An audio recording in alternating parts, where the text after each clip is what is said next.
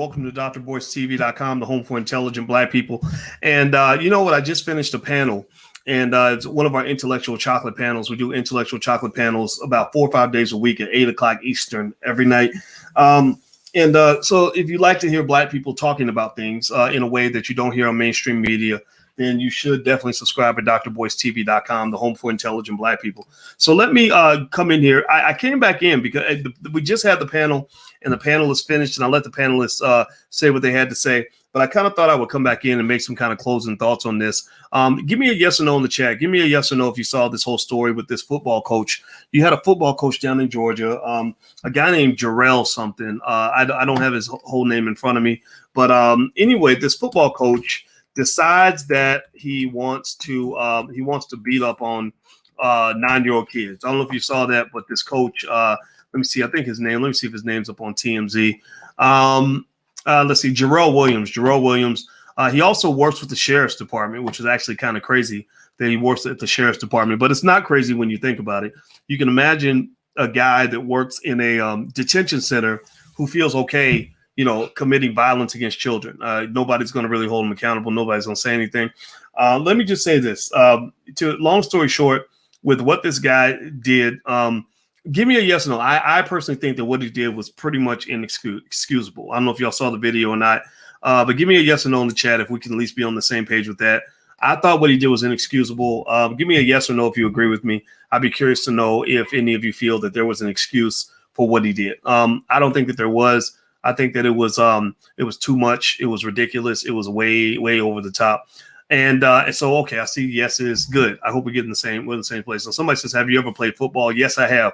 That leads to the second point, right? When I first heard about the incident, I withheld any sort of a judgment because I played football. I also believe in I believe that life is different for boys than it is for girls. I believe that there are things that can happen. I believe that there are things that can happen that, mothers won't understand. I remember when I was a track coach in high, I coached kids from age 6 to age 17. And it was back in Louisville, Kentucky, my hometown. And I remember that that we hated it when the mothers would come to practice, because some of the mothers, we didn't hate all the mothers being there, but there were some mothers who were just overprotective. There were some mothers who didn't feel like their baby needed to endure any ounce of discomfort. They would just start and the thing is, if you read in biology books, there's a connection where when mothers hear their babies cry, it naturally ignites an instinct out of them. They cannot ignore the cries of their babies a lot of times. And so the mothers would come in and we'd be running the kids. Like we'd run them pretty hard to get them ready because they had to train well in order to be prepared for the competition. And their mothers will pull them off the track. No, he's tired. I decided to let him rest a little bit longer. Well, in those situations, we would tell the mothers, like, we need you to just take your child home. Either you leave or both of y'all leave. But you cannot stay. You must go. And the reason we did that is because they didn't always know the difference between tough training and abuse. Right? They would think everything was abuse. Anytime their child said, "Mommy, I'm tired," right? The next thing you know, she's sitting there with the arm around the little girl, giving her water, and I wasn't a fan of that, right? Because I wanted to win, right? I wanted our kids to be ready. I didn't want them to be crying to me after they get their butts kicked because they haven't been prepared. And so it's like a balance. Now, in this particular case, I was looking for that. I was like, okay, is there anything in here that can be justified? Is there anything in here that defines a balance? Because football is a violent sport. I don't feel sorry for a kid that gets hit, honestly, in that particular context, because if you've ever played football, you're going to get hit. You're going to be abused all the time. There are people out there that could break your leg, bust your head, break your arm, whatever, right? Like, so stop with we got to get past this whole idea that somehow that this irreversible trauma and also, no, it's football, man. Seriously, like football, you get your block knocked off. And it is what it is, right? It ain't, because so the issue is not so much that the kid got hit that day. Right? That is bad. It wasn't so much that he got hit. It was really who was hitting him and why, right? Getting hit at that same capacity on the football field could happen on every play. If you're the running back, every play, somebody's hitting you in the head just like that. Or you smack it into somebody every play, right? Getting off the field, though, and getting smacked twice by your coach for no reason and then pushed down, That's a problem because number one, you're off the field. It shouldn't be happening off the field. Number two, that's not your parent. And even if they were your parent, it would still be unacceptable. Number three, you're talking about a grown man bullying a little boy, right? A grown man should not be bullying 9-year-olds, right? That's not appropriate. Even if he were trying to do it to a grown man, like an NFL player, he'd probably get broken in half. So I think that's important when you look at situations like this to say, okay, this bothers me. Why does it bother me? And what's really going on here that allows us to say, okay, what specific pieces of this are problematic and what would have been, just enough or too much. So I think that if he had pushed him in the chest, like, what's wrong with you? Get up. You need to try harder. I would have had no problem with that at all.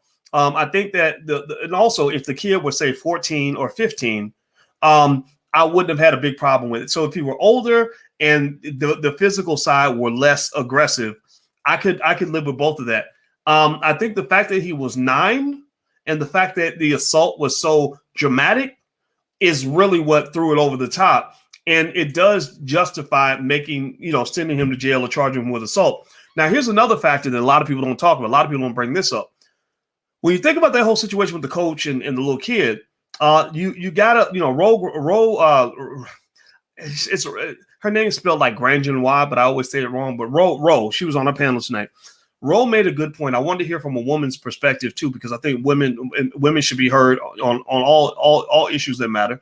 And one thing Ro brought up that I thought was really true is she said, "Where were the fathers? This child did not have a father, and or not. Sorry, maybe he did have a father, but if he had a father, then his father could not have been there. His father, and there was no man, because if he had a father that was worth 2 nickels, that coach would have been getting tackled right at that moment. That coach would have been confronted at that moment, right? It would have been no like, somebody needs to help this poor child. No, his father would have been there straightening that whole situation out.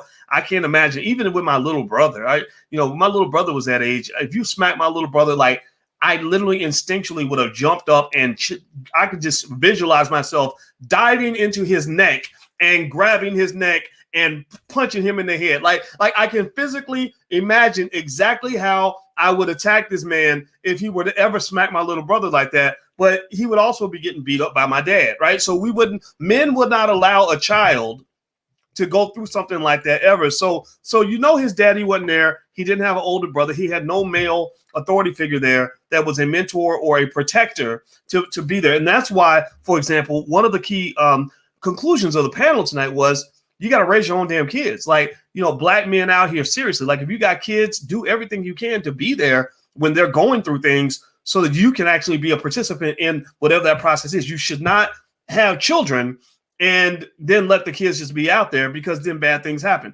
Now, he says, "Doc, you ain't a fighter." Well, I dare you to fuck with me, and then you'll find out what kind of fighter I am. Now, here's the thing.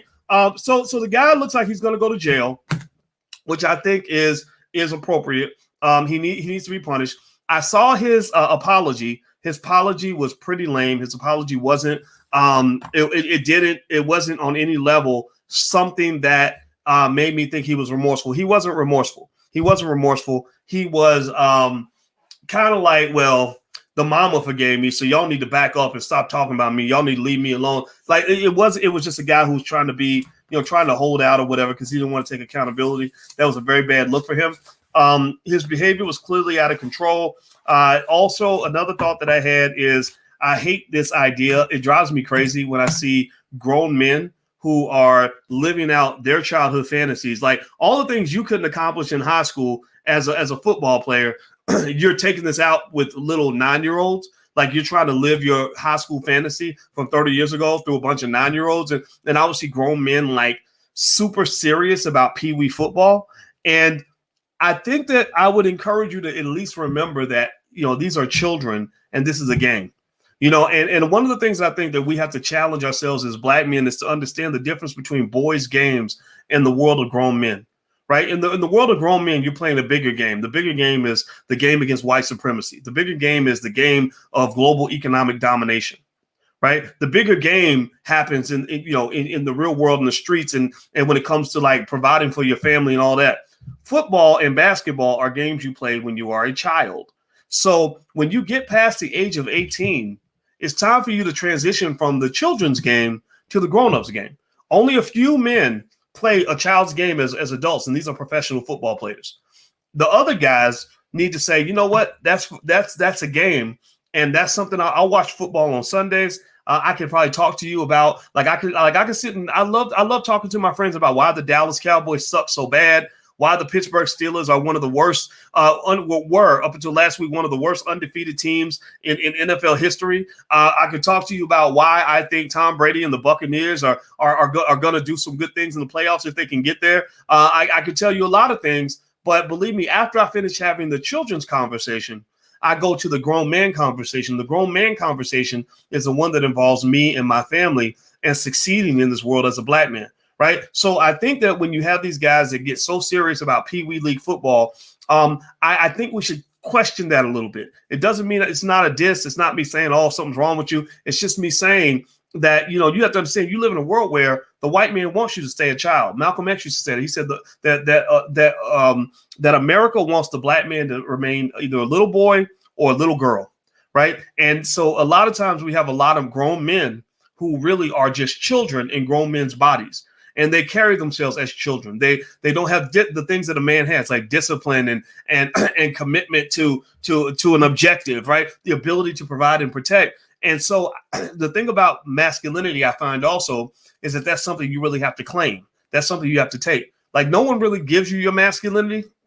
There are people that might protect it and nurture it for you if you're lucky, right? But nobody really gives it to you. You kind of have to take it. So that part of me also is part of what gives me a little bit of tolerance for difficult situations. So a lot of situations that people go through that they may define to be abusive or traumatic, which they might be, I balance that because I know that most of the things that I have now today that make me strong actually came as the result of situations that some would call abusive, some would call traumatic, some would call just terrible.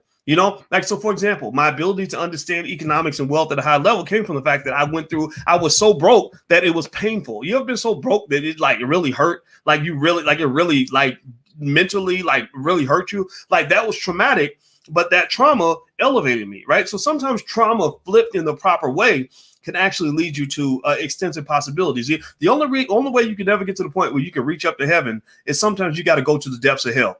Most people who can reach heaven because they've gone through the depths of hell. Like Michael Jordan would never have been the greatest basketball player, arguably the greatest in the history of the NBA, if he had never gone through the pain of getting cut from the 8th grade team and having people make fun of him for being too dark and dealing with all the other nonsense he dealt with as a kid in North Carolina. So it was that pain that literally drove him to the highest heights of success. But now Michael probably needs some therapy so that trauma doesn't overwhelm him as he's dealing with the success, right? So this is my 2 cents. This is Uncle Boyce talking, just kind of breaking stuff down. Feel free to leave your comments. Let me know what you think. And I enjoyed the panel today. And I just thought I would give like a quick recap because I had some stuff I wanted to say. I didn't want to talk too much during the panel, but I said, you know what, let me just go live real quick and give the Uncle Boyce perspective on this. So I hope that this was helpful. And I agree with you. And Daryl says I wasn't offended by it. It's football. Well, I was offended by it because I don't think a grown man needs to do that. But I don't think that it's like the kid has just been traumatized beyond belief, because anybody who's ever played football knows that you get hit harder than that on every other play. Like, so it wasn't the magnitude of the hit. It was who did it and why, and the fact that a grown-ass man should not be bullying a 9-year-old. That's not appropriate behavior. It's the psychological effect of what happened more so than the physical effect. So I think that's important to understand. All right, guys, so do me a favor, hit the thumbs up button, hit the share button, hit the subscribe button.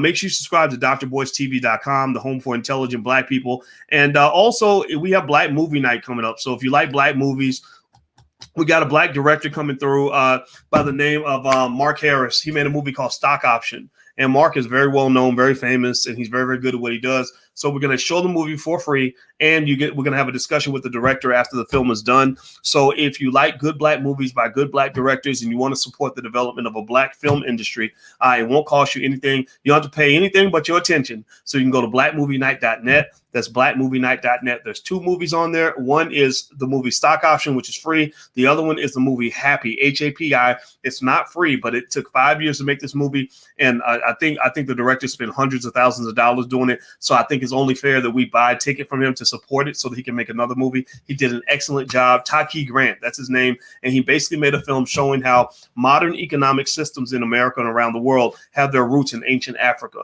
So he went to Africa, he went to West Africa, he went to Egypt, he went all Europe, he went to New York, he went to Chicago, and shot these amazing scenes that will really have you walking away feeling good. He also celebrated the elders. He had people like Dr. James Small and some others in there, and I was in there too, but I'm one of many, and it's just a really good movie. So feel free to go to blackmovienight.net if you want to check it out. Somebody said I look younger. Well, I appreciate it. That's because I lost weight, and I did also. I'm in the middle of a 6-month dental process because I didn't want my teeth to be all fucked up. So anyway, I'm out of here, guys. Have a good night. I'm gonna go upstairs with my girl and watch Star Trek. So talk to y'all later. Have be good, and please hit the thumbs up button on your way out. I appreciate you, and I'll talk to you later. Peace.